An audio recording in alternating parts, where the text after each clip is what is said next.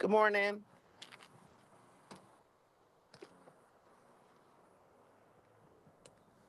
Good morning. Can you hear us? Yes, Okay, I can cool. hear you. I'm still trying to get to my computer. We got a meeting, so of course everything that went wrong this morning uh Yep. could, but I am at work and trying to get in the building. But Okay. it And we is have everybody's here. Well, Kevin, Jason, and Kathy are here. Dr. Ross is here. Miss McCaskill and Mr. Davis. okay, perfect. Good morning. I'm gonna switch to my computer in just a second so I can also be looking at the agenda because I'm not looking at it right this minute. But I want to go ahead and officially call the meeting to order at 8:30. Um, and we may need to amend the agenda to discuss for me to appoint a chair to this committee. This is our first committee meeting, so I don't know if it's formalized in the same way as our regular board meetings. So I could use quick direction on whether or not we need to amend the agenda for that. Ms. Snipes, this is Kathy. I think it's probably a good idea, and we should be able to do that. So I move that we amend the agenda to select a board chair. A committee Sorry, chair. board committee chair.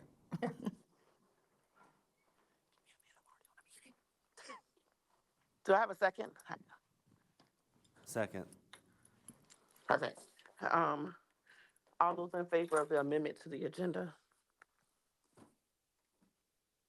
I can't see, but A yes from Mr. Bainum and a yes from me. okay. All right, and then is Mr. Scully, are you opposed?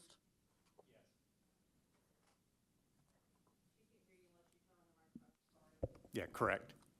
Okay, perfect. All right, well, the motion passes 3-1. I am logging into my computer, y'all. I'm sorry.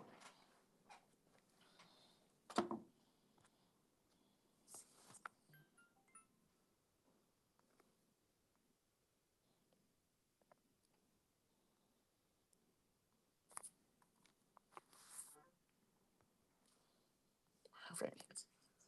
I'm coming.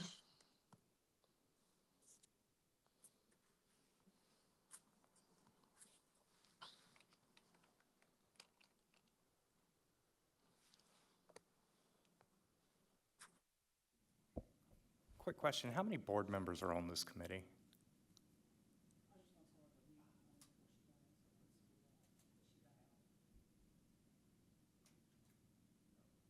Kevin, she may not heard that. Okay.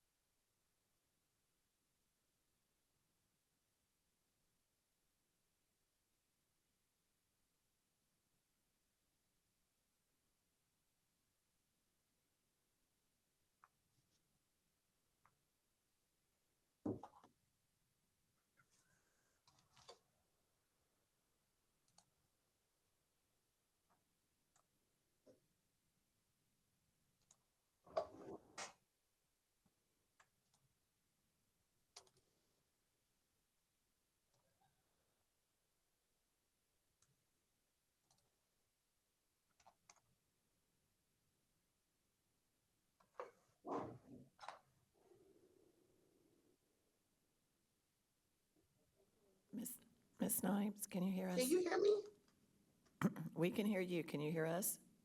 I can now. Okay, there we go. I'm sorry, I was having some technical difficulties.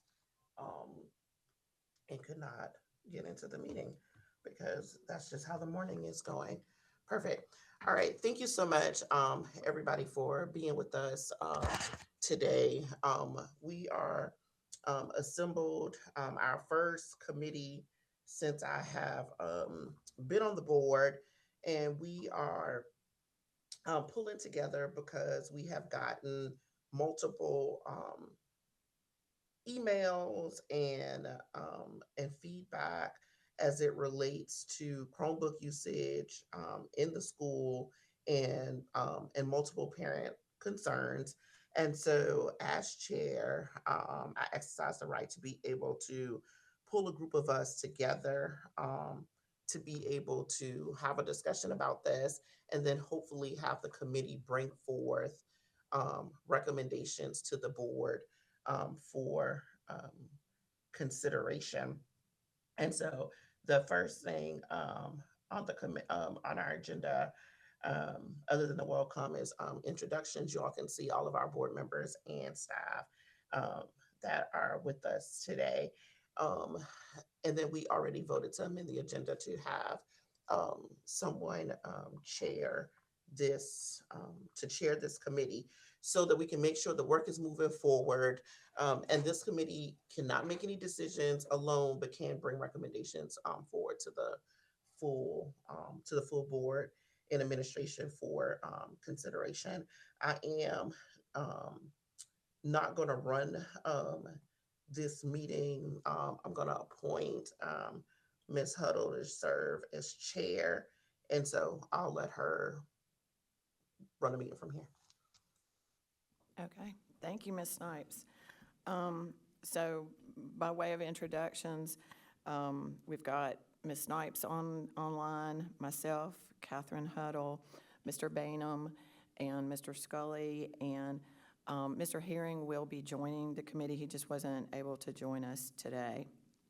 The next thing is to review the committee's purpose and responsibilities.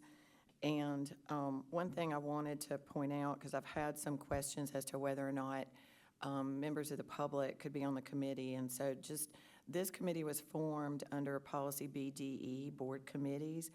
And I'm not going to read the whole thing, but a couple of salient points is that committees are comprised of board members. So there won't be anyone that's not a board member on the committee, but obviously we will get a lot of input from various stakeholders in these decisions. Also, another important point is this is not a standing committee, so we're going to meet however many times we need to meet, and then we'll disband. Also, all board members will receive the same information, explore options, and make decisions together. So this committee can make recommendations to the board. It will share all the information that it gathers with the board, but this committee won't make any decisions. Those will all be up to the board. And last but not least, the function of special committees will be fact-finding, deliberative, and advisory, but never legislative or administrative. So that's the role of this committee. So next item on the agenda is the review of board policies. So we received a packet with these policies, but anyone who wants to can go online on the district's website, and you can go under the board and then the board policies to find these. So the first one is IJNDB, use of technologies. And so that's a fairly lengthy policy in our packet that was last revised in February of 2014. Obviously, a lot of things have changed in technology since then. But I'll stop there and just see if any of the board members have any questions for the administration, even though they probably weren't here in 2014 necessarily either. But anything they'd like to bring up about that first policy.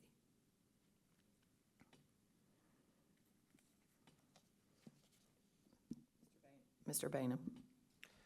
So maybe just as far as like a refresher for the public and us as well, I know we've all received different communications from families and parents. Are there any limitations to hours or time that we are spending for mainly elementary school? I think is kind of where we're geared towards with a lot of the complaints or concerns from parents as far as time spent on the computers. I know different teachers have different activities they do and different methods. So there's no time limit as far as saying 30 minutes here, 15 minutes there, or anything like that. There's no absolute time limits, but is strongly encouraged that the time that is spent on the computers are active learning times and not for play or not just for free searching, looking at things. So really just making sure that what we're doing is intentional and purposeful. And just as a question that I had as well, with reading material, do they utilize, online books more so than just like regular material for reading passages and whatnot? Because there's been some research back and forth, and we want to do what's best for the kiddos in the future as far as like comprehension. So we encourage books. That's why all of our classrooms have classroom libraries in them, and we encourage books. We also have to be cognizant that they have to take their testing online, and so we have to teach both avenues of reading, because there are actually different skills for doing that, and so we have to teach both.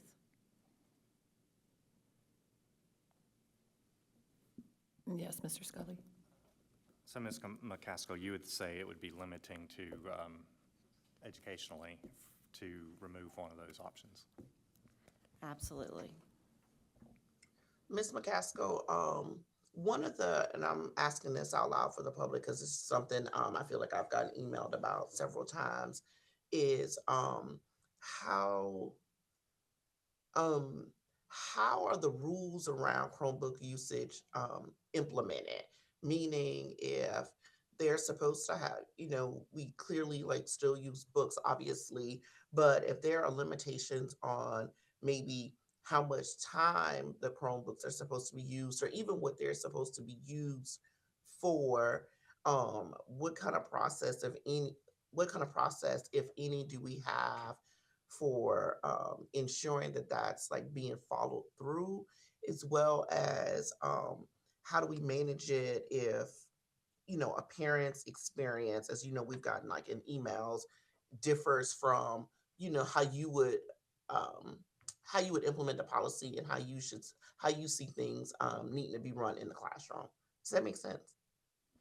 Yes, ma'am, it does. It's a pretty big question, so I'm going to try to take it a piece at a time. Sorry. Yes, ma'am. But quite honestly, the first thing I want to say is we have to all believe that teachers are professionals, and that's the first thing that I believe. I believe teachers are professionals, and they are trained to do their job well and trained to teach students. And as an administrator, that's the first thing I would say to my staff is, you're professionals, and I trust your professionalism. Part of what we do is we do have observations, but that observation that we do in classrooms is to give feedback to teachers, just like I need feedback from Dr. Ross. He needs to give me feedback. We all need to learn. We all need to grow. And we continue to do that. So as far as parents being able to help us, even if there's questions and whether they don't know what's happening with the Chromebooks, on the Chromebook, there's a little backpack, and in one of my, I think it was July maybe when I did that presentation, but there's a screenshot that shows how you can go in and you can see the exact usage of the Chromebooks for your child. And I've had a couple of parents that have reached out to ask about that, and Mr. Davis has helped me to be able to pull the reports for those parents to give very detailed reports on, you know, how their children are using the Chromebook. And I've yet to find one that has been used inappropriately. Now, part of our discipline policy is that if a child does choose to use the Chromebook inappropriately, there are consequences for that. And I do, you know, another presentation that I had, I don't know, within the last few months, I can't give you exact dates, but just when we think about any tool that we use in the classroom, a pencil can be used inappropriately if a child chooses to use a pencil inappropriately, and then there's a consequence for that. So I think I have to go back to believing in teachers and believing in the professionalism of what they do. They know what students need. One student might need one thing, another student might need something else. And that truly is the beauty of what technology allows for us to do in a much more efficient and effective manner. So the teacher never gets replaced. The teacher is always the most important person to be able to deliver instruction. But while a teacher is doing so with a small group of students, we have a computer that's adaptive technology that can then meet the needs of differentiation of students, that would allow them to do the things that they need to do to meet the needs that they have, the gaps in the learning, or even to extend that learning. We also have to make sure that students are learning how to type. They have to learn how to utilize collaboration tools within technology so that when they go into the workforce, that they're able to do what's necessary. We talk about, and we're so excited about the Siemens technology that we have with engineering in our middle and high schools coming in. They can't be successful with that if they don't have the prerequisite skills that happen in elementary school. We can't have the scholarships that we're getting from students in our high schools and the awards that we're getting in our high schools without the foundation that happens in the elementary level. If we take that out, we're really being, in my opinion, negligent in what we would do in education. So I don't know if that totally answers your question, Ms. Snipes, but that's a big overall picture of my thoughts right now. Okay, I want to do a quick follow-up on three things that you said. One is, trust the teachers to do their jobs. I can't speak for other people, but I don't believe that is the concern. I believe the concern is about individualized students and what works best, for them. It's no secret. It's quite public knowledge, that there have been some shifts with my kids and whatnot. And so, can use one of my children for an example. I've used her, for example, in the meetings before, as other parents who have come to speak or send us emails. And so sometimes it is about does one size fit all? And so the reality of it is um, is maybe uh, we do have, sort of a blueprint that we should follow. I think parents just want to know that they'll be supported if they find out that blueprint isn't being followed for their specific child. And so I just want to clarify that this isn't really about, and I'm just talking from feedback that we get or have gotten in emails that made me ask my question. So for somebody that's listening or whatever, this isn't about you know, we, the board, or whoever, not thinking that teachers are professional. It's just, I think people wanting to advocate for their kids or feeling like their voices are being heard. Um, as it relates to their concerns. And then also, I want to clarify that, at least it's not my intention for us to look at whether or not we want to take the Chromebooks out of schools. I think that came up in the first overall discussion. I think what we're looking for is just to, like, better understand, and then also help parents, like the one who emailed me yesterday, because she was excited that we formulated the committee so that their thoughts could be considered, and we could look at some of their real world experiences that they've been feeling experiencing firsthand.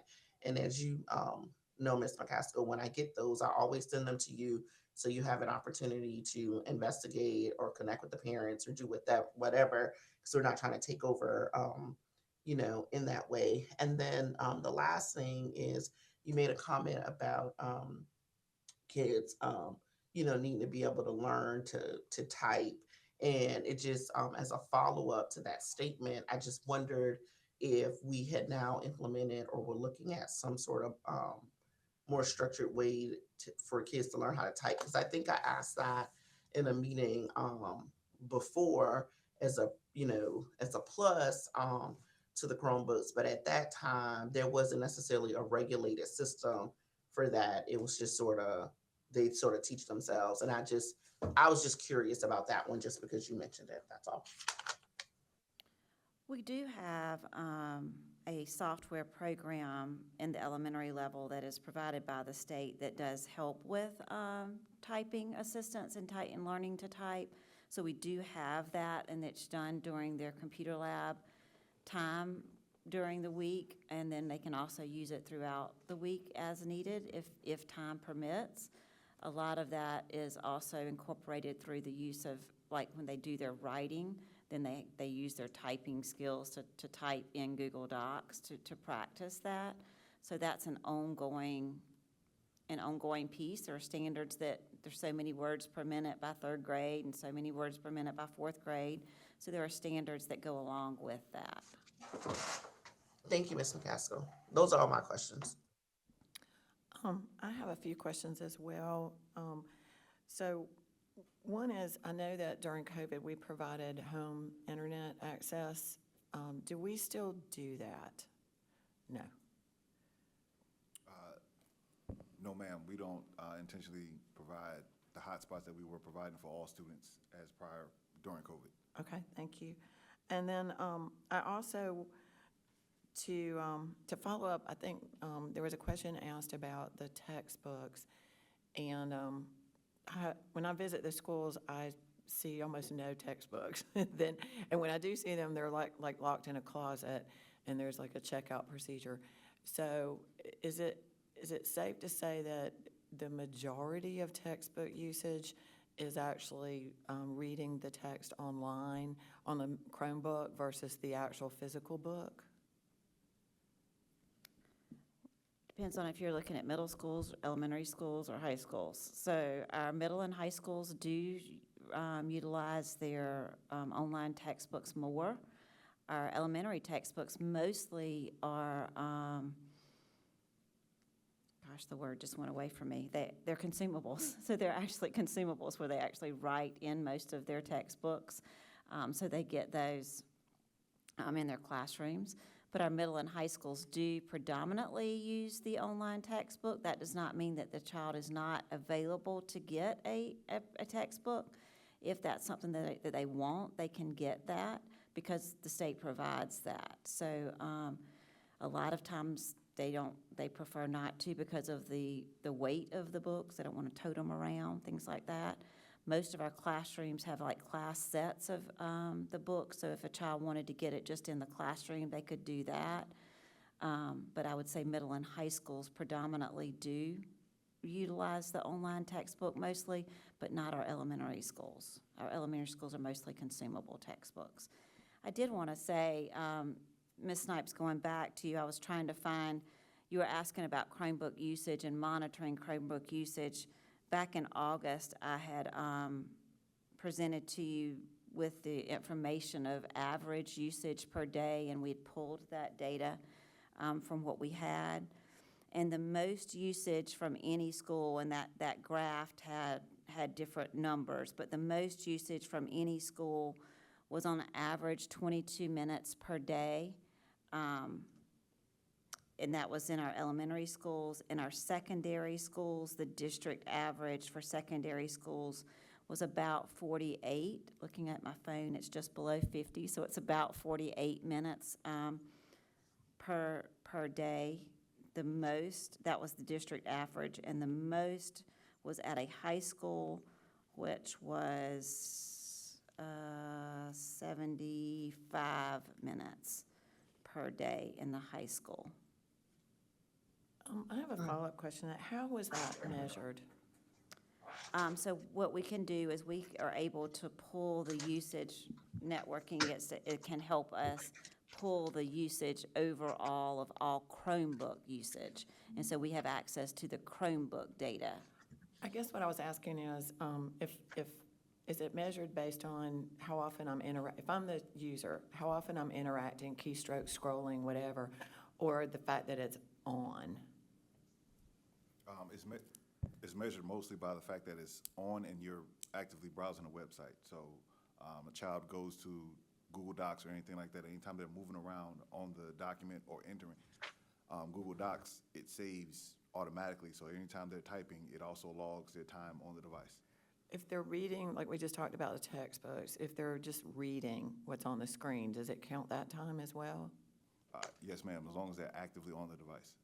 So if they have a page pulled up that's there, Google has this feature where it'll time out and it'll kind of blank the page off if nothing's there or no one's doing anything. So it does log the time while they're reading it. Okay, thank you. Does anybody have any other questions on this policy? Yes, Mr. Bainham. And this was kind of technology geared. I've seen in some of our schools that they use the mirroring feature, so the teacher can basically see what everyone's doing. Is that something that's kind of, when y'all have your meetings, kind of geared towards more safety protocols, like let's keep that mirroring feature on the whole class, or is it as needed? We keep that on for the entire class. Each teacher has access to their full roster of their classes to turn on Hapara when they're in there. So if she's teaching, he or she is teaching, they can see all their students and make sure they're in the correct place. Okay, we're going to move on to the next. Oh, sorry, Mr. Scully. Yeah, I guess I, in contrast to previous comments, I agree with you, Ms. McCaskill, about the issue fundamentally being whether or not we accept that teachers are professionals and able to do their jobs, because even the concerns from the community, the fundamental flaw there is that it takes away, they're not assuming that in their questions. Otherwise, it wouldn't, the question wouldn't be there. So I think when you accept that the teachers are professionals, then that kind of lays the foundation for really what, and I wonder, when we got all these emails, did we channel them the proper route to the teacher, the principal? Did we first do that?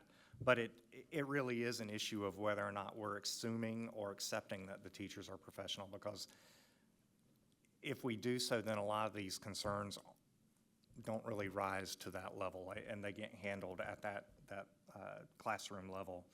And also regarding your comments about the primary, the middle schoolers and high schoolers tend to do a lot or most of their work online through the textbooks online. So if the middle schools are doing that, then it becomes even more imperative that we train and teach our elementary students how to do that, so that they'll be able to do it once they get to middle school and they won't be behind walking in the door. So it's critical that our elementary school students are able to be competent and efficient with working online, with reading online, and using those online resources, Chromebooks, whatever the media or the medium is to do that. But it's super critical in that case because it's so reliant in middle school starting to be able to have those skills. And they do type. I just know from my experience with my kids, in elementary school, they learn to type very proficiently at that level, much more so than what I was taught. I didn't learn until high school, but that was back in the 80s and 90s. In today's world, elementary school kids have to be able to have that skill. It's a critical skill for them.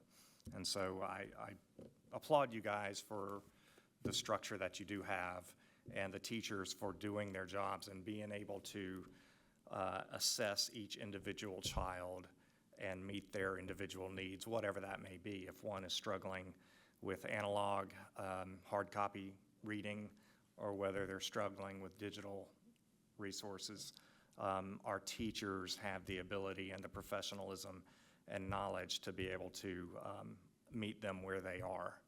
And so thank you for that. All right, anybody else with any other questions? All right, we'll move on to the next policy. It's IHAG, Computer Technology Literacy. This one is actually so short that I'm going to read it.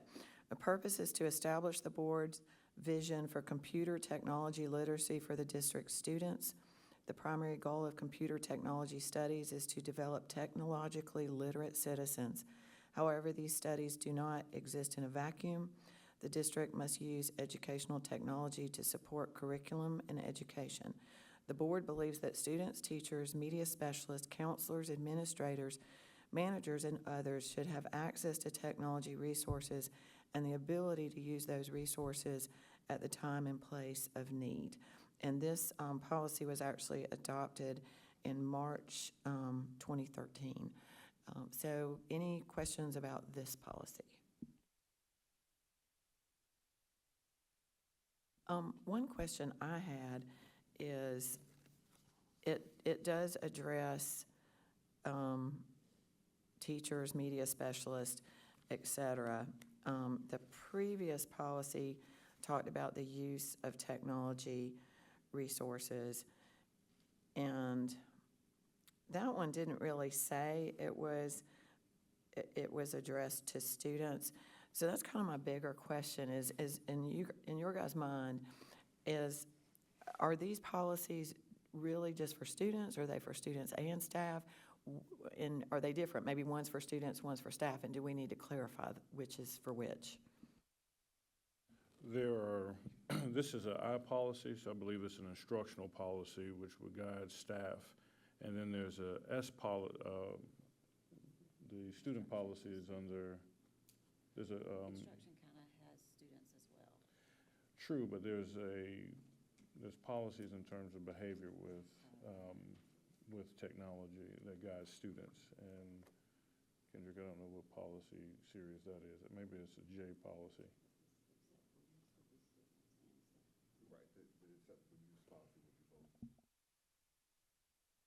Right, so the acceptable use policy that you'll see in the IJNDB, those acceptable use guidelines, that's for all students and staff.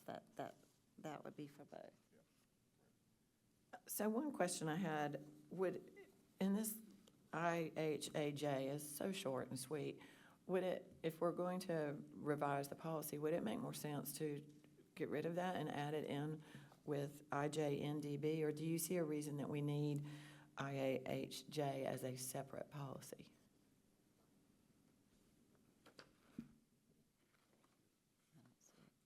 I wouldn't see an issue with combining the two within there. Okay, and Ms. McCaskill, you agree? Okay. Any other questions from the board? All right, we're going to move on to the next one.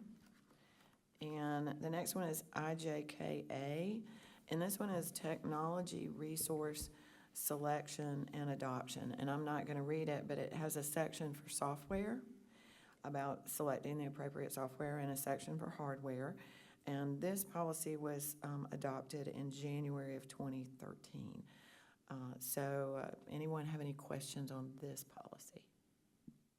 Mr. Bainham? Being that that was, a few years ago, how often, with like our technology department, working with our, the instructional department, kind of go through the applicability of the actual software, like how relevant it is? Do y'all do like yearly updates on some of these features? Yes, so our vetting committee each summer goes through as much of the software as we can to see what's still relevant, to make sure all the software still abides by the rules that we set out for them. Some companies get sold, bought, make sure data is still saved in the correct place, and just to make sure we don't have multiple products doing the same thing that I can't one's not hear. being used. I'm sorry, can you hear me now? Yes, I'm sorry. Okay. The software portion, we have a vetting committee that kind of goes through all the software during the summer to make sure everything is still applicable as it was initially voted on to use, just to make sure data is still stored in the correct place, and we don't have two applications doing the same thing that we're paying for. And we kind of review all those every summer. We make them sign the document. So if anything is done in the meantime, after it's signed, they should notify us what the changes are. I can also add, Monday night, you're actually going to hear where we're reevaluating some software, some overlaps and things, and to be able to talk about maybe streamlining where we don't have quite as many products, and streamlining that. So you're going to hear some about that Monday night. Any other questions? Okay, I had a couple of questions. One is, the policy says we'll select educational computer software. Would you consider an application the same thing as software? Okay. And the Chromebooks, correct me if I'm wrong, they don't really have resident software on them, other than they're basically a web browser, right? Correct. They just have the Google OS installed on them. Okay, so in other words, in order to use an application, it has to be available on the internet. For the Chromebook, yes, For the ma'am. Chromebook, yes.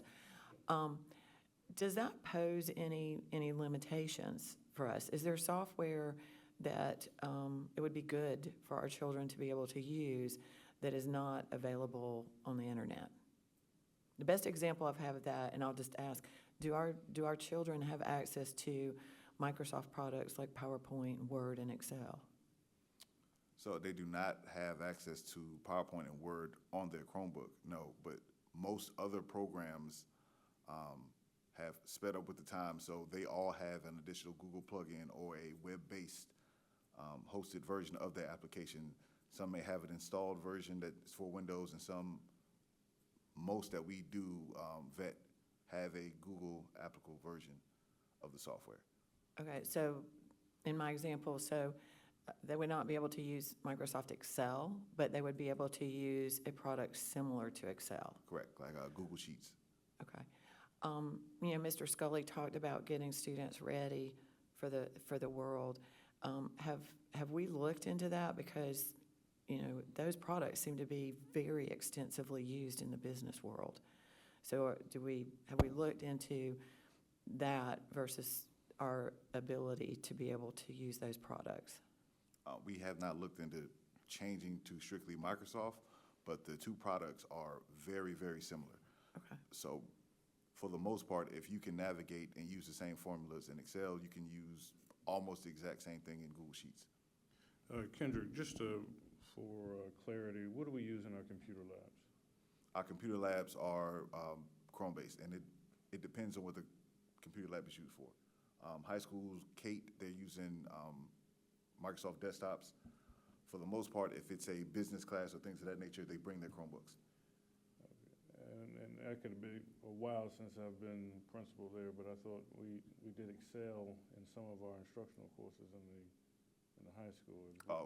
We have, if there's a business class that requires that, and the lab is also being used for most other things. There are still Windows labs left in schools, And we have for engineering classes, our CAD drawings and all of those still being used? all Windows devices. Yes, sir. Okay, on Windows, correct? Yes.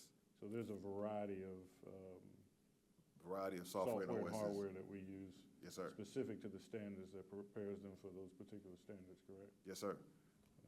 Okay. And then I also had a question about the hardware. Do, the Chromebooks, do we get grants for those, or are those all purchased with district funds? Those are all purchased with district funds. Anyone? Yes, Mr. Bainum? That kind of led to my other question. With the software purchases, similar to Microsoft, is it a yearly purchase that we buy, like the license, or are we purchasing it outright on some things? Unfortunately, most companies have gone to an annual cost. I don't know that we have anything that's a one-time cost anymore. Most everything's an annual cost. Any other questions? Okay, I had one more about the vetting committee. What kind of standards or criteria do you guys use with the vetting? Yeah, it's a lot. On the technology side, we're normally the last ones to get the vetting information, but when we get the vetting information, it's sent to instruction. And I'm pretty sure you guys look at how it's used, how it can be applicable. Do we have something that's already doing this? Is it doing one other thing that's just similar that we just want? It's very extensive and it's tested before it even makes it to technology to make sure it's stored, data is stored in the right place, data is not stored in North Korea. How people access it, are they sharing the data, are they farming out the information that they get when we log in, things of that nature.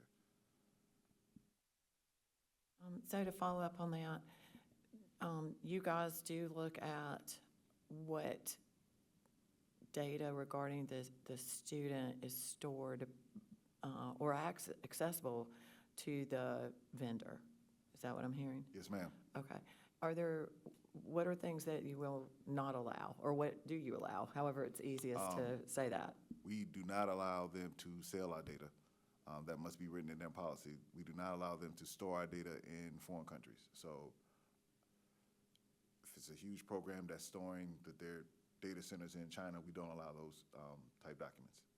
Are there any limitations on what they can, if they store it in the U.S. and they don't sell it, are there any limitations on what they are allowed to store? Like students' date of birth, or, That kind of depends on what the program is for. For the most part, they're just storing credentials. And then any application that saves data, if they wrote a paper in the application, that's pretty much what they're saving. Most programs that we use just require login credentials. So student username, password, and then any documents that they create while they're using it. It's an absolute need-only basis, truly, that's what it is. So our Power School would be the one that would have the most sensitive information.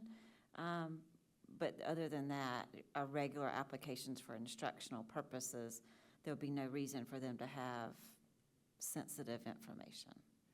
And one last question on that.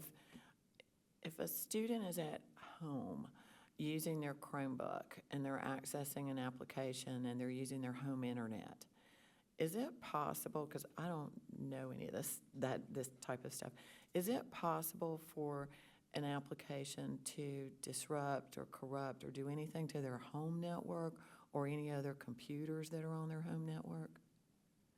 From the ones that we vetted, they should not be. Okay. So it is possible, but that's one of the things you guys vet for. We vet for capabilities of it. So it's not a product that would, later when they go home, all of a sudden disrupt and corrupt the device. Most of them, because they're on Chromebooks, are web-based, so they shouldn't be affecting the hardware on the device.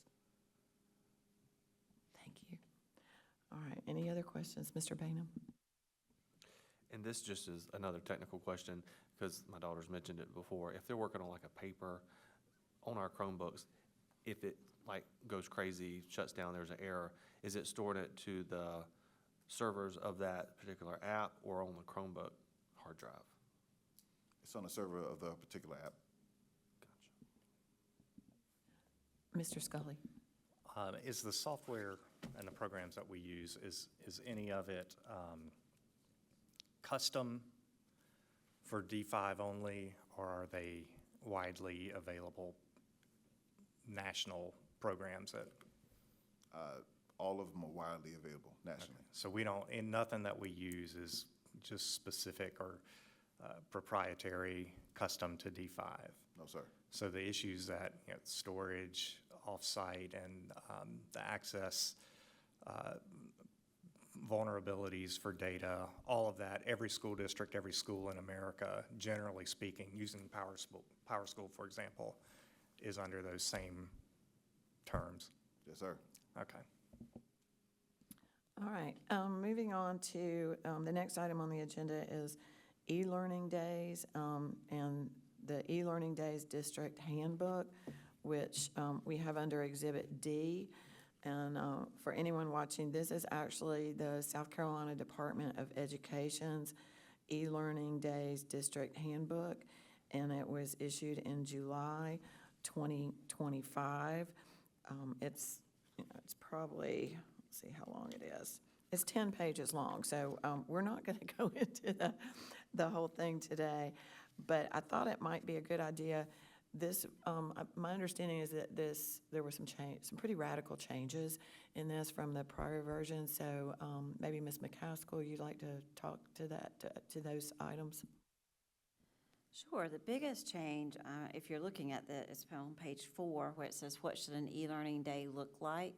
Those are the biggest changes, and I will read the second paragraph there. It says, "For any e-learning day use, the district certifies that each e-learning day will be 5.5 hours for students in kindergarten through grade 8 and 6 hours for students in grades 9 through 12, or a minimum of 200 minutes of daily instruction.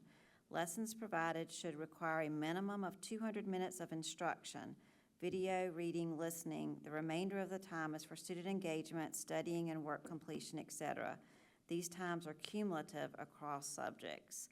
So that was a huge difference in the amount of minutes required for live instruction or videos, direct teaching type things, not just activities or assignments. And then also on the back page, page 10, where it talks about the frequently asked questions, the last question there says, "May packets be used on e-learning days?" And it says, "Instruction must be provided in the form of online meetings and or provided videos. Packets may only be used as appropriate for age or accommodations to provide materials for student work. They may not be used in lieu of virtual instruction." So in order to have e-learning, the devices would be necessary, because you couldn't provide videos without providing the device, because then we would be assuming that every household would be equal in terms of their access. Okay, any questions? Mr. Bainum? And again, I know things have changed definitely since the years of COVID and directly after. Obviously, it varies with like our special services and special needs classes. Our household has a range of those. As far as, can a teacher, if they wanted to do like a live class meet, is that something that's an option, or is it just self-paced as our goal? So schools have made decisions on doing this consistently so that we would be consistent across schools.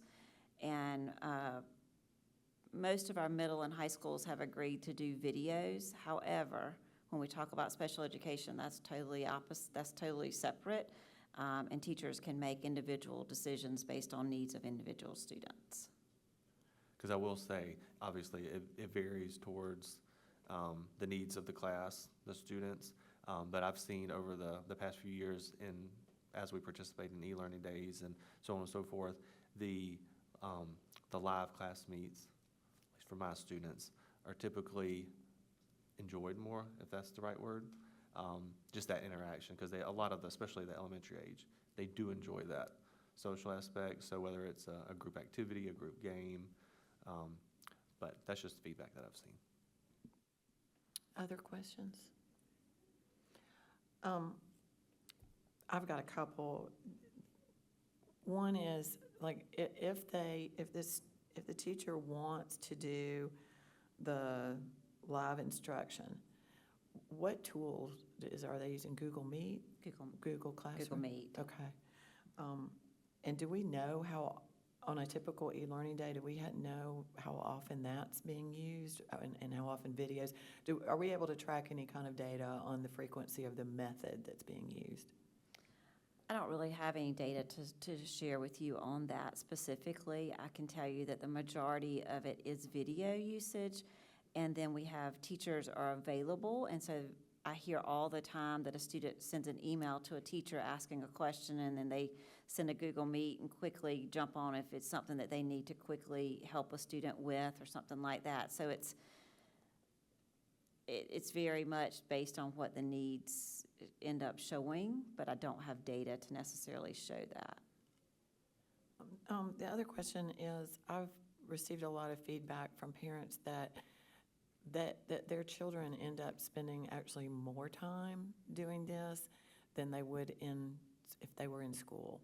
And you're shaking your head, you've heard that too. So do you think that is an issue? And if so, how do we solve it? I think what happens and from what I've been listening to some parents that I've spoken to parents, I've also talked to teachers as well as some students about it. We actually have a committee that's working on e-learning right now, and we've got a parent that's on that committee as well that had some ideas that we're working through.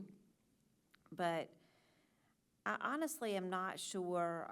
I'm struggling with whether it really is that they're using more time than they would use in the classroom, or the fact that they're at home by themselves make them feel that it's more time, because they're just constantly working on these list of activities, versus in the classroom, I've got people around me, I'm collaborating with my friends and my peers, and it just doesn't appear to be the same. So I'm struggling right now as to whether, because looking at what's being placed for e-learning versus what I see in classrooms on a daily basis, I'm really not sure it's different, other than I'm by myself and I'm having to work by myself. So I'm really struggling with that. And last question, do we know, and I know we know, but off the top of your head, how many e-learning days a year we're using? Like, how many have we used so far this year? How many did we use last year? I believe it's 2 this year. We only are allowed 5 per year. Last year was one very unusual year for us to use, I think, every one of our e-learning days, but this year we've used 2. Okay, thank you. Any other questions, Mr. Scully? I apologize in advance on this question. I may be misremembering it, but I thought one of our neighbor districts, I saw something, and if I'm interpreting it correctly, I believe that one of the board members there said that they decided to cancel their e-learning day and not have an e-learning day and just cancel school that day because they thought Mrs. Scully, I can't hear you. that they thought that they weren't getting instruction, that they were losing a day of school by having e-learning.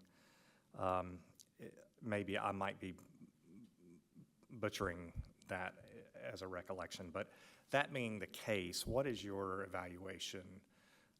Whether you would either disagree that it's better to cancel school and just make it up as a regular school day down the road, or go ahead and have the e-learning day, come what may.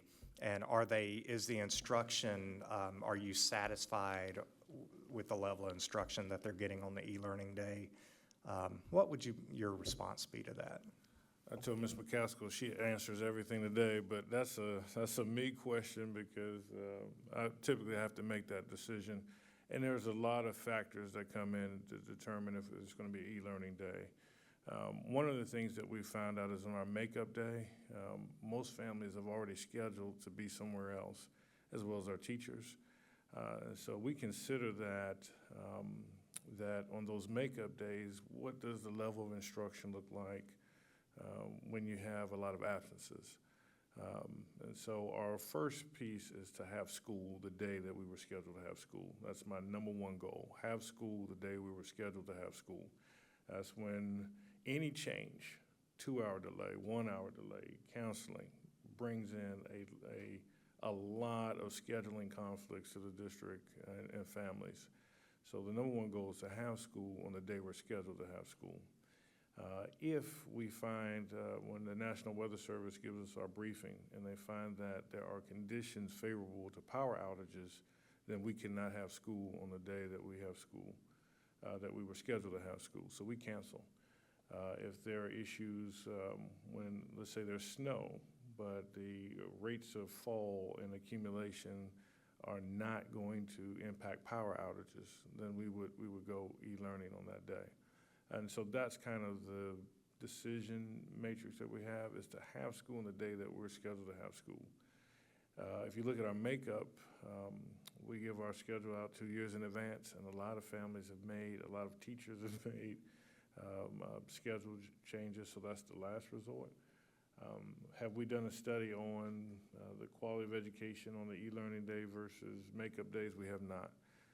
But in making that decision is to have school on the day we're scheduled to have school, unless power outages prohibit that. And I think that's what's outlined in the new policy, is that if there is evidence that you won't have power, then we're going to cancel school, and then the next makeup day we will make. And that goes into the makeup schedule. As you're aware, that we cannot ask for any relief of any days until we've used up our 3 makeup days.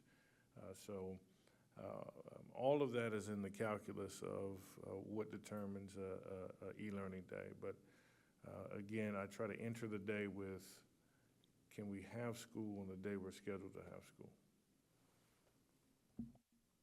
Any other questions? Mr. Bainham?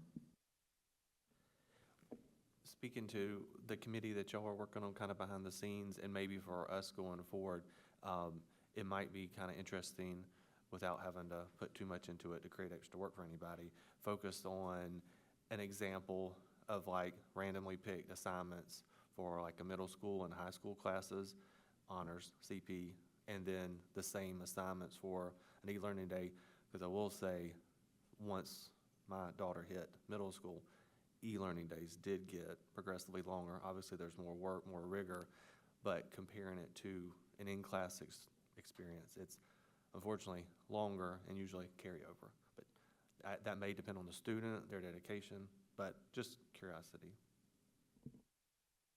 And I would say that different from, you may speak to this, Ms. McCaskill, different from a regular day, e-learning days come with extended time for makeup.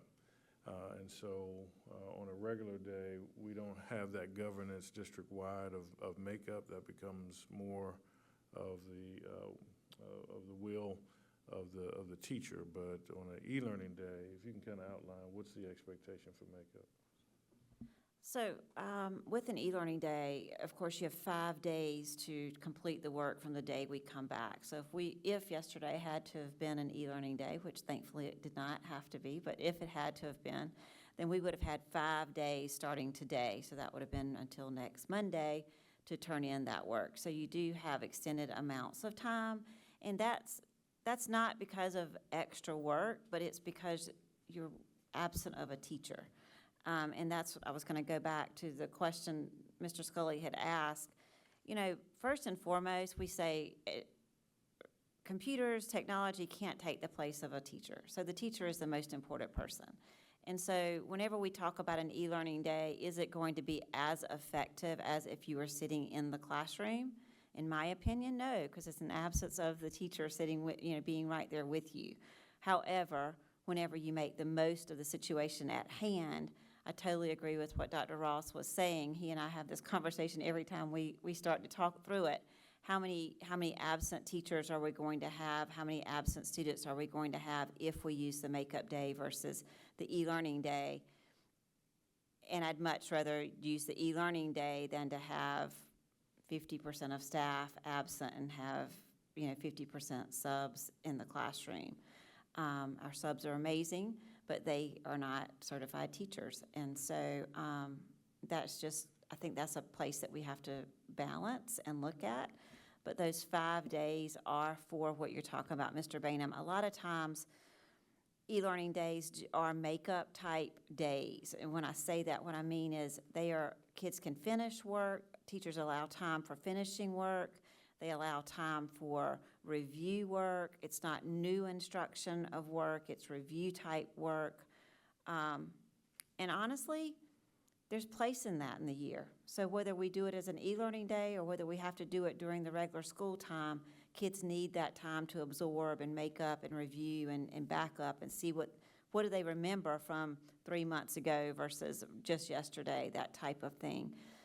So part of me says e-learning is a positive thing because it's something that we really need to do for kids anyway, but it makes that day worthwhile versus taking an in-person day to do that major review. So there's pieces and parts to that I see that are really valuable. All right, any other questions? As to the suggestion about possibly like randomly picking assignments, my concern there would be teachers are already evaluated professionally by their principals, their assistant principals, and their work. Is it improper to then add another level of scrutiny and evaluation to a particular teacher by pulling a random assignment that they made and bringing it up to the board level? To me, that just would not be appropriate, but that's my opinion. Okay, the next item on the agenda is next steps, and the first item is questions and feedback from committee members. We asked questions as we went along, but I think this is a good time for any other questions, and I'm going to start with Ms. Snipes, since she's online and we can't see her if she raises her hand. So, Ms. Snipes, do you have any questions or feedback at this time? I do not have any additional questions at this time. I will, because I know I have to jump off for another meeting. I do want to just quickly say, though, I just want to thank Kendrick and Tina for y'all just for sort of answering some of these questions that some of us have, and for people of the public and just kind of working with us to sort of meet those needs and concerns of those parents. I really do appreciate it. Thank you, Ms. Huddle. Ms. Snipes, since you do have to get off, if I want to go ahead and jump to item B for you. Is Okay. there any additional information or data that you would like to have? Not that I can think of offhand, but I'll let you know if that changes. All right, thank you. Thank you. Mr. Scully, any additional questions or feedback? Not at this time. Okay, Mr. Bainham? Great, okay. So we'll move on to additional information or data needed. Mr. Scully? Nothing right now. Okay, Mr. Bainham? No. Go ahead. None? Okay. Well, let's think about this forward thinking. So, when we meet next time, we'll, I think dig into the policies a little bit more, and between now and then, we can look at it. So in order to do that, is there any additional data or information that you would like to have? Okay, Mr. Bainham? As far as maybe blending in some concerns from parents and community members that are watching, obviously not responding live to anything, so potentially including any of those questions and concerns to how we can better address those going forward. We've mentioned some of them today, but maybe mention some of those once they watch the meeting that they may have. Okay. I took some notes, and it's probably like similar to what you were thinking. So, one question I would like to see is, we mentioned state testing that requires the use of computers. If for our next meeting we could get copies of that, that would be great. And also, if there's any, if you guys are aware of any. I'm sorry, clarification. Yeah. Copies of, The state's policy, like the rules, like anything from the state that says we use computer testing for, all of a sudden I'm drawing a blank on the SC Ready for 3rd grade. Just something that shows us, because I have no idea, is it starting kindergarten, is it 3rd grade? where is the state requiring computers for testing? And does the state offer any options for not using computers, whether that be blanket or it be by student? Like, can a student, because they have a disability, for example? So I for one, would be curious about that. I was also curious if there is any teacher training that is offered on the use of Chromebooks and computer apps and stuff. If we don't need exhaustive stuff, but just kind of what is done, what is provided, and is it done by the vendor? Is it done by us? Just kind of curious about that, and also maybe training's the wrong word, but is there any information routinely shared with parents about Chromebook usage? And I know we tell them what to do when they have a question, but is there anything done proactively, annually or otherwise, that goes out to parents that says, here's how Chromebooks are used, here's what to look for, that kind of thing. And pardon me, I'm going to go to I made a list just to refresh my memory. Give me 1 second. The other thing I'm curious about is, are there, and this may go back to your vetting committee or Ms. McCaskill, how you guys do things, but how do we use studies, scientific studies, to decide which applications work, which hardware we should use, Chromebooks? What scientific studies are we looking at that look at these things in the educational outcomes? So we see that I know Brain Pop. I'll just use that. I don't even know if we use it anymore, but I know that's just a name that comes to mind. Is if we're using Brain Pop, are we looking at educational or scientific studies? And I think that's everything that I had. Oh, I know. I was also curious if we get any input from our school psychologists. Just curious with regard to the way that software and hardware is used. So those were my things that I was curious about. Mr. Bainham, he made him think of something, so go ahead.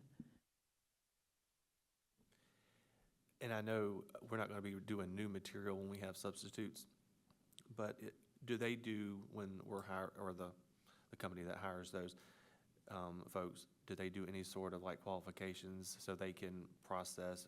Are they given a Chromebook for the class to use for any assignments or prompting? Or they basically just, they go on your Chromebook, the teacher's giving them a list type thing? I don't know if that's something to look into, or if we know off the top of my head. Y'all see it? I can answer that a little bit. Our substitutes, there is the schools have a couple of computers that they can use for substitutes to be able to project information for students.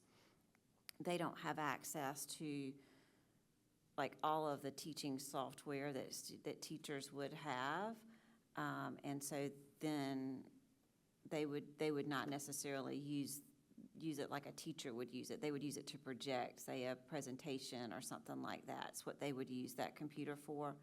And then if there's something being assigned on the Chromebooks, then they would monitor that as they're monitoring the class, is what they would do. Yes, Mr. Scully? Yeah, I can speak to that on the other side.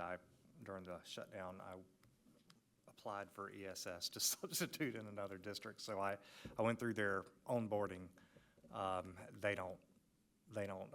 Substitutes don't get any training like that as far as that. They tell you to walk in with a clipboard, and the main thing is to review the exit plans, the emergency procedures, and things like that. So it's not that sophisticated where a substitute would get a Chromebook. But like they said, the school and the teacher would make whatever resources are available to the subs that they would need for that day and that lesson. Okay, we'll move on to determine potential recommendations or areas for further review. Maybe a little early to do that, but at this time, does anybody have any potential recommendations or areas for further review? Okay. And the next is timeline for follow-up discussion or reports to the board. Same thing, maybe a little early to do that. I think we probably need at least one more meeting, but anybody have any recommendations or thoughts on that? Okay. So what I will do is I'll send everybody, including Mr. Herring, who couldn't join us today, an email, and we'll look for a time that we can reconvene. And I'll look for Dr. Ross to let us know how much time you guys need for those few items so that we don't try to schedule it before then. Okay. Anything else from anyone? Okay. Do we have a motion to adjourn? All right, a second. All right, all in favor? All right, meeting adjourned.